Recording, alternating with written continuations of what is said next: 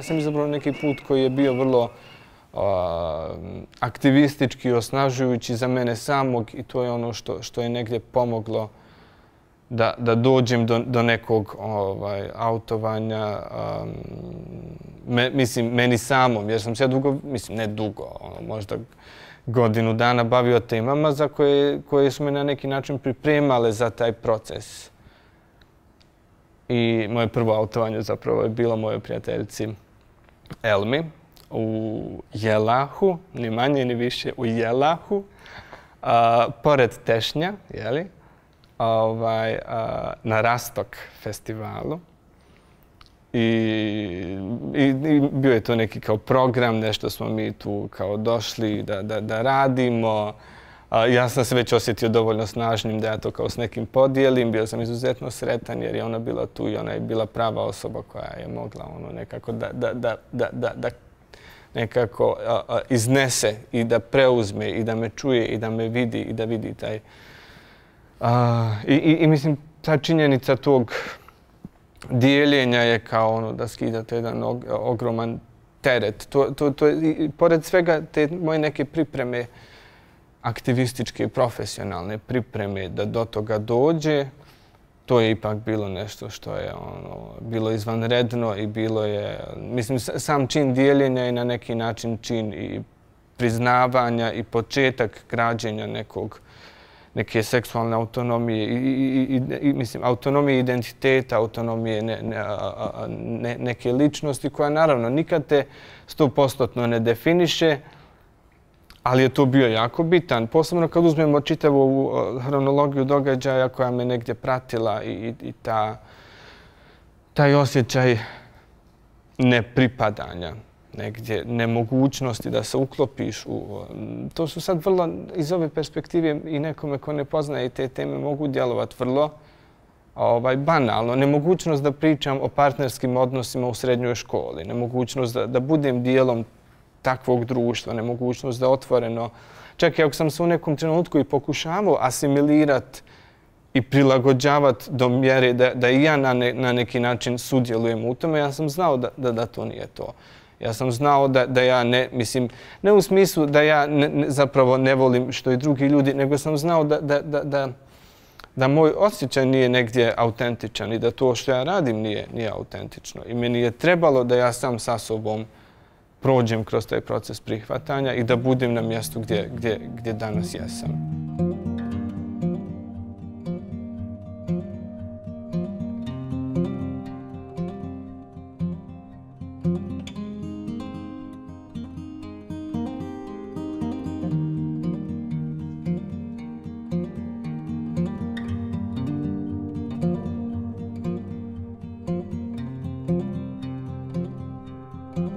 Ja sam odrastao u malom selu, pored Živinica u suštini.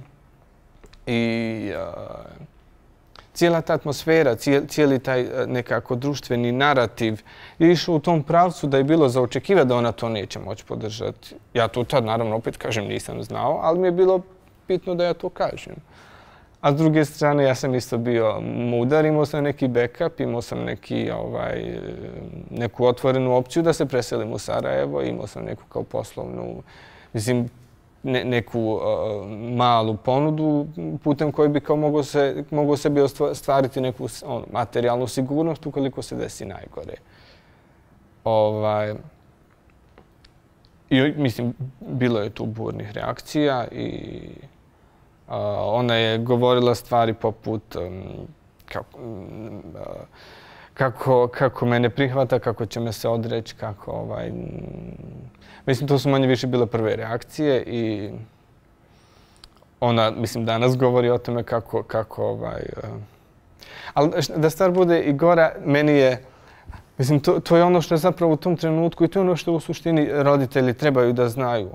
Neko ko se cijeli, mislim, kroz svoj period odrastanja osjeću kao da ne pripada dijelom nečega. Zadnje što želi da od svog roditelja čuje i od te neke niše gdje očekuje podršku, gdje očekuje da donekle bude prihvaćen i ultimativno voljen bez obzira na sve.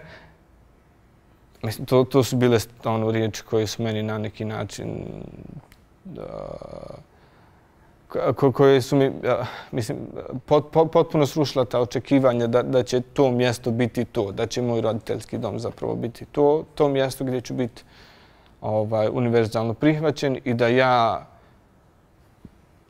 zapravo moram biti sam sebi to i da ja negdje moram sam sebi izgraditi i ponovo proći kroz taj proces prihvatanja samog sebe i kreiranja neke atmosfere, društva, ljudi, poznanika, prijatelja i u konačnici partnera koji će za mene biti to. Mislim, ako se u međuvremenu dogodi da moja mama promijeni negdje svoj stav, to će biti super, srećom to se i dogodilo, ali to je bio zapravo moment gdje ja, čini mi se, 2 dana poslije se pakujem, uzimam tu neku ponudu koju sam imao u Sarajevu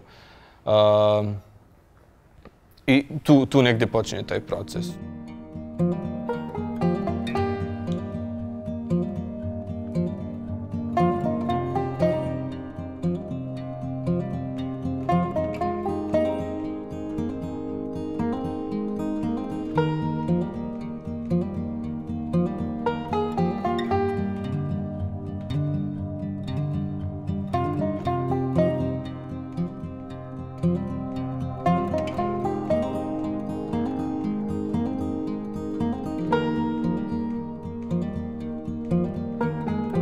Mislim da je cilj valjda svih nas neki kvalitetan život i on je sastavljen od niza nekih faktora. To nije samo ekonomska stabilnost, moraš imati ljude prije svega. Mislim, mi smo društvena bića, mi živimo, nama je ključ svega zapravo interakcija među ljudima i ja i zbog toga ostajem u Sarajevu. Ne ostajem ja mnogo zbog posla, zato što mogu ovo raditi svugdje negdje. Ja ostajem najviše zbog ljudi jer ja sam ovdje našla svoju podršku, svoju drugu porodicu, svoje prijatelje, partnericu i meni je život ovdje, iako život savršen nikad nije bio ovdje u Sarajevu, niti bilo gdje u Bosni, nažalost, zato što živimo u državi koja ne brine za svoje građane i građanke i gdje je socioekonomska situacija katastrofalna.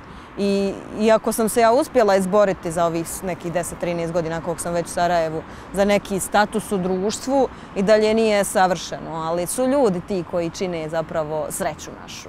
I super je upravo to što si ti rekao, ta neka emocionalna sigurnost, podrška i razumijevanje koje dolazi od ljudi koji upoznajemo u Sarajevu.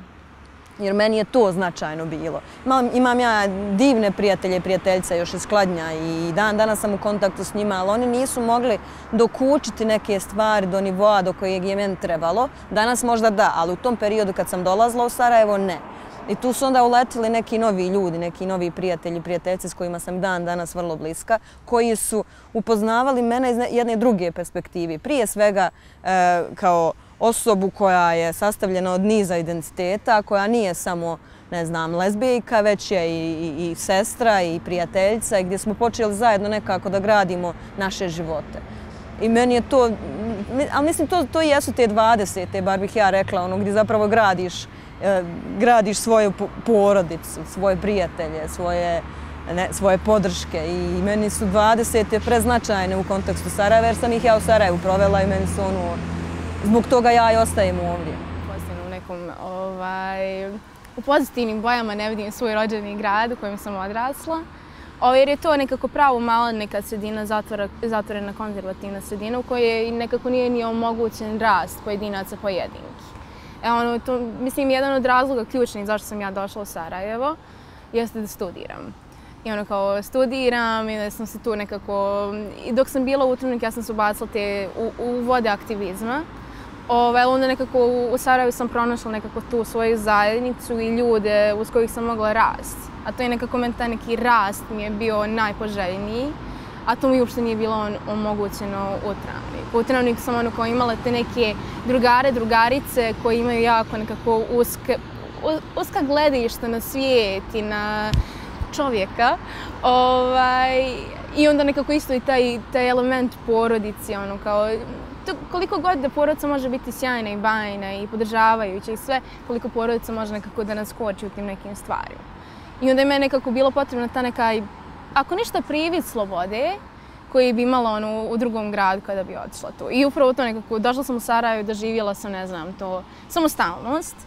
Kao, odjednom ja odgovaram u potpunosti za sebe.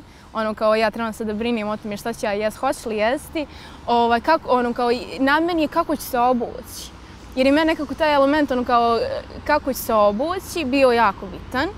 Jer kada bi bila kući, kada bi obukla nešto muškobonjasto, tu bi mene mama, ne znam, opomenula, kao nemoj to, gdje obuci haljnicu, gdje ovo. Ja nisam u tom uopšte nikako bila fazon.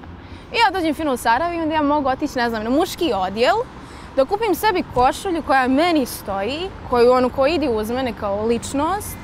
Ne zato što je to muška, nego zato što mi se sviđa košulja, šarena i košulja, hoću košulju tu. I to je to. To mi nekako baš, mislim da bi to bio jedan nekako baš velikih, važnih stvari koje sam doživjela u Sarajevu u odnosu na Travnik, gdje nisam mogla otići na muški odjel, hoću da probam košulju, osjećala bi se nelagodno tada. A ovdje kao, to sam ja, to se nikoga ne tiče, ništa, kao ko si time da kažeš da ja to ne mogu. Ali mislim da je nekako i moj odlazak i stanovanje i život u Sarajevu promijenio mene kao ličnost, promijenio je moj odnos sa drugim ljudima i sa mojom porodicom. Na pozitivan ili negativan način, to je sada nekako na njima da odluči.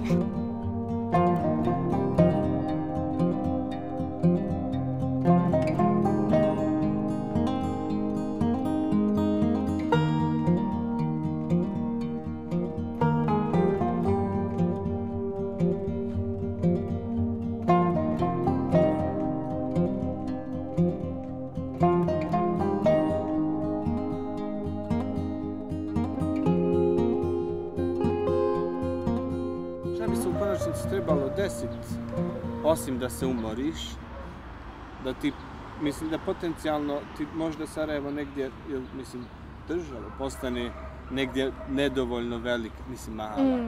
Znaš, kao šta bi, jel uopće razmišljaš o tome? Ili si još uvijek negdje si čvrsto na zemlju po pitanju, ok, vidim se tu, aktivizam, želim to raditi narednih 5 do 10 godina, jesi se uopće dala neki rok? Pa nemam ja roka, ja ne volim ograničenost nikako u životu, niti da ja kao mogu da stavim i sve bilo kakvo ograničenje, not gonna happen. Ali ne znam, mislim da... Prošle godine, recimo, meni je u svotu burna i prošla godina bila pravo. I nekako i za mene, jer mi je tu bilo puno i tih nekih pritisaka sa svih strana i tih nekih ličnih iskustava koja, ne znam, bilo i tih nekih prijetnji na ulici i to što se na kraju kao i prijavi policiji. Ali mislim da me to nekako nije odgurnulo od toga što ovo radim i šta radim, nego mi je nekako više da kao razljutilo. Ja razumijem ljude koji odlaze upravo zbog toga. Ja mislim da bi većina njih, ako ne i svi, željeli zapravo ostati ovdje. Jer mislim nije jednostavno migrirati, nije jednostavno iz grada u grada, kamoli iz države u neku državu gdje nikoga ne znaš i mislim da stvarno ne da će nas tjeraju na nešto tako, pogotovo financijska situacija. Jer vi, mislim, dođeš, znamo svi, došli smo iz malih gradova, ja imam osjećaj da bi se ubila da se sad vratim u tu sredinu. I radije bih otišla van države, tražila neku novu, bolju budućnost nego se vratila u... Nije zato što ja mrzim ili ne volim tamo ljude ili nešto, nije to, nego naprosto vidjela sam da može bolje. I ako ću ići bilo gdje iz Sarajeva, ići ću negdje dalje. A pogotovo ako nemam posla, naravno da neću ostati ovdje i ne znam, moliti ljude da mi daju nešto da jedem, nego ću, ako ima već negdje mogućnost da odem i da potražim bolju budućnost otići. Tako da ja razumijem te ljude koji odlaze, meni je žao, iskreno, svaki put kad čujem da je neka osoba, pogotovo LGBTQ osoba, otišla iz Bosne, meni zaista bude nekako, budem tužna, jer ja bih voljela da ostanemo ovdje svi zajedno borimo i da izgradimo bolje društvo, ali nažalost mislim da je to nemoguće, da će uvijek postojati migracije i da će uvijek dolaziti neke nove generacije koje će pokušati da se bore do nekog trenutka i onda će prepuštati to, nadamo se, mlađim generacijama da nastavljaju borbu. Mislim da to, da nema tu razlike s kojim se identitetom, osoba koja traži slobodu, ona će bez obzira iz kojeg konteksta ona dolazila, etničkog, LGBT, nacionalnog, bilo kojeg, muškog, ženskog, ona koja traži slobodu, ona će tražiti. Svi ti, svaki kolektivni identitet guši tvoju individualnost, posebno ako je dominantan. Može u slučaju LGBT populacije, može to izraženije, ta represija, ali nije ništa manje ni kod žena. Jer kada govorite o ženskim identitetima, šta žene sve prolaze, šta su prolazili tokom rata, poslije rata, šta sad prolaze. I i dalje, to nisam naš, nego to je uopće globalni problem, ta heteropatrijarhalna matrica mačo muškarca i žene koja je podređenja. To nije se nešto puno pomjerilo, jeste se pomjerilo, ali i dalje ta pitanje slobode nije samo vezano za pitanje LGBT populacije, nego pitanje slobode je vezano i za svu. I ljudi pokušavaju stvari da traže tu slobodu. Prije će je naći u zapadnoj Evropi. Prije će naći u zapadnoj Evropi koja je ipak baš ne više ideje individualne slobode nego što recimo, evo sad ne znam ja, klasičan primjer Sjeverna Koreja, Saudijska Arabija ili Ujedinjeni Arapski Emirati. Ljudi neki idu, recimo, ja znam neke drugove koji su prijateljice, koji su otišli u Ujedinjeni Arapski Emirati, recimo Abu Dhabi, Dubaji, ali oni tačno znaju zašto idu da zarade para. I oni će se vratiti, to je njima ideja da će se oni vratiti ovdje, jer tamo oni vide bogatstvo, ali ne vide slobodu.